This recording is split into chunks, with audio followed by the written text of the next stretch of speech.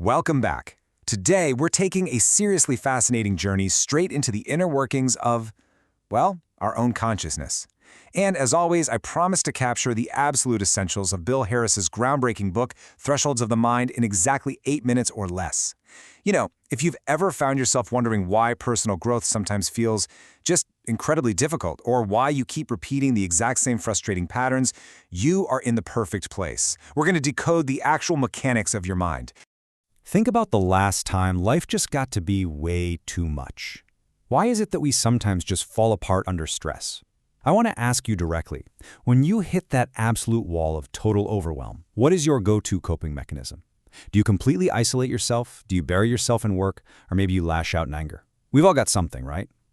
But here's the thing. I want you to look at this entirely differently from now on. You are not failing. You are literally the hero facing a massive internal ordeal.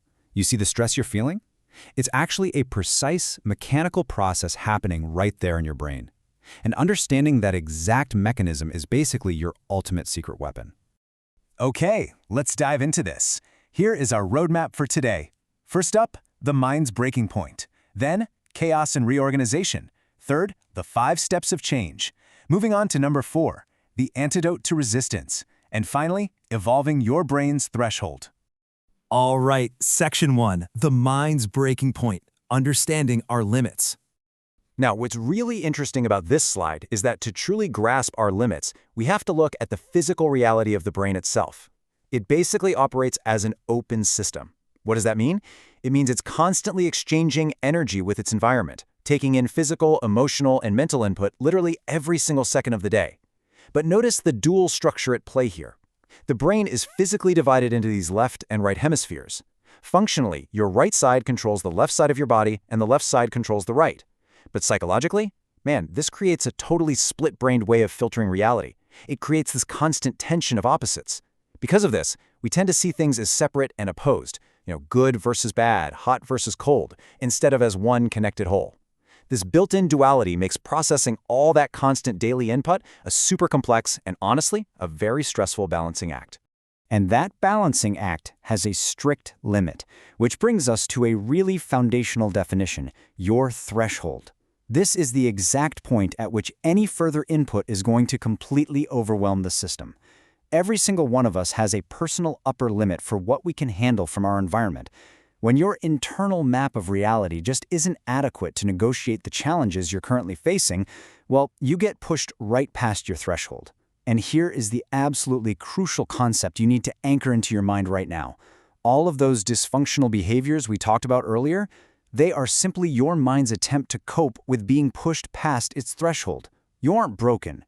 Your system is just overloaded. That's it. Moving right along, Section 2, chaos and reorganization, the necessity of overwhelm. So, what if I told you that falling apart isn't actually a problem at all? What if this terrible feeling of being overwhelmed is actually a necessary biological and psychological step for your own growth? Think of it exactly like building physical muscle. If a total beginner goes out and runs a mile, the physical stress pushes them way past their bodily threshold. Their muscles literally break down, but they do it only to rebuild stronger. Your brain actually requires this exact same chaos to evolve. An old mental system breaks down, sure, but then it reorganizes itself at a higher evolutionary level. When your brain gets more input than it can handle, it can't just dissipate the chaos. The old system fails. But then, drawing from the theories of physicist Ilya Prigozhin, the system instantaneously reorganizes itself. It jumps to a higher, more complex level to handle that new reality perfectly. This whole idea is brilliantly summed up by this quote right here. Chaos represents the death of the old and the birth of the new. This is known as the principle of chaos. Basically, if the chaos of being totally overwhelmed continues long enough, your entire old way of seeing things is going to break down. But, and this is a huge but, you must not panic. I really want you to emphasize this in your own life. This breakdown, it's the exact moment your system is making a massive quantum leap to a higher, more complex, and, honestly, a far more peaceful way of being. All right, Section 3, the 5 steps of change, navigating the evolution. So, how do we actually navigate this quantum leap when it happens? Well, when our mind is transforming its internal map of reality, it doesn't just thrash around in the dark. It actually follows a very specific, modular process. Let's walk through these 5 crucial steps together. First up is awareness. You start to realize your old map of reality is getting stirred up. It's deeply uncomfortable, mostly because you subconsciously associate those old ways with safety. Then comes step 2, identification. That uncomfortable feeling becomes just way too strong to ignore, and you finally recognize exactly what's happening. Third is focusing. Now this is tough. This means staying conscious instead of distracting yourself with those old coping mechanisms. Fourth is expansion. This is where you take total ownership and you fully feel the emotion right at its absolute peak. And finally, step 5, resolution. See, when you experience a non-resourceful feeling with full, conscious awareness, it literally just falls away. Dysfunctional behaviors can only survive if they're allowed to operate automatically and unconsciously in the background. But once you shine the light of awareness right on them, your mind resolves the issue and you naturally evolve. Which brings us to section 4, the antidote to resistance, becoming the scientist. You know, the absolute biggest roadblock in our personal evolution isn't actually the change itself. It's our completely natural human resistance to the pain of change. We just habitually fight new ideas and we reject anything that doesn't fit our current beliefs.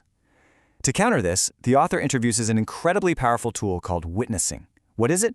It's basically watching whatever is unfolding with deep curiosity, kind of like a scientist, and doing it entirely without emotional involvement.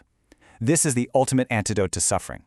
Instead of fighting your uncomfortable programming the second you hit your threshold, you explicitly adopt this scientist persona. You just watch your own programming manifest. You don't try to stop the old behavior, you literally just observe it with undivided neutral awareness. And by doing this, you instantly stop resisting. That lack of resistance is what allows your brain to just smoothly evolve right past the pain. Let's look at the final piece, section 5, evolving your brain's threshold, conscious living. Now that we actually understand the deep mechanics of the mind, how do we actively harness this whole process to create a life of deep happiness and peace? So the crucial point is that you have the absolute power to consciously direct this. First, remember that we completely create our experience through our internal map. Second, the principle of threshold dictates our limits. But hey, those limits are totally flexible and they absolutely can be raised.